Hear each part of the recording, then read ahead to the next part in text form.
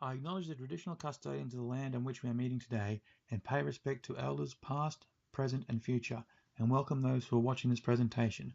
The community I represent is Inala in southeast Queensland, where traditionally the Yugarabal language is spoken. But the Yugarabal language is silent in the community today, replaced by the chatter of Marxist-style democracy. Traditional ways of life have been replaced by divisions of labour. The Australian people are controlled by the new owners of the land and have little or no control over production. The natural humanity of the Australian people is now contained in days and hours and is measured in dollars and cents. Gone are the times of the seasons, the rain and the dry. Australians no longer live with nature but fight against it and pollute its purity. So where is Indigenous culture in my community? Perhaps culturally it's after 4 p.m, as it seems that the Indigenous way of life is not allowed to walk freely in my community. Only on government buildings can we see Indigenous culture in Inala, cultural gestures mediated by government.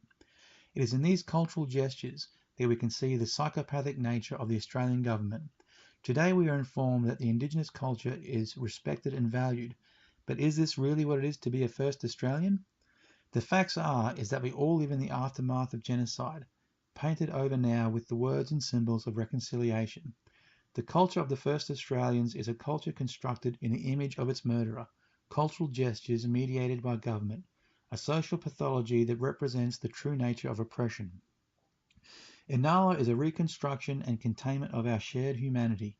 Now we live in boxes when once we roamed the plains. Now we speak the words of the oppressed when once we were many languages. Now we live the lives of the colonized. The invasion of humanity is all around us.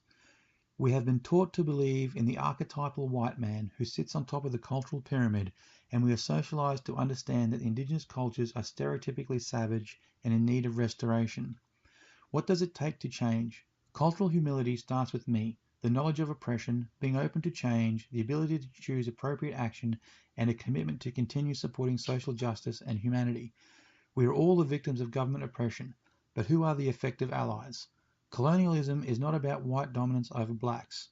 It is an invasion of humanity, a hegemony of rich over poor, the few who enslave the many for profit over humanity, suffering over salvation so the white man can claim this land as his own and claim the benefits as his own. We are all born human. As human, we all have qualities that are innate. The right to free speech, the right to self-determination, cultural rights, and these rights are said to be self-evident. It is cold hard truth. It is the white man who is out for profit. He dominates all of us through our own ignorance of our shared humanity.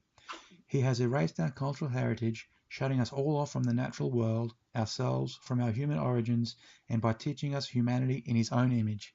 By doing this, he has warped our sense of self, robbed us all of our own combined humanity. Every Australian child is shaped by the genocide and lives the lives perpetuated through social discourse. We are contained in our houses, constrained by time, measured in dollars and cents. The invasion of humanity by the white man has devalued us all. Your liberation is bound up with mine. What is it to be Australian? What is our culture? What is a human?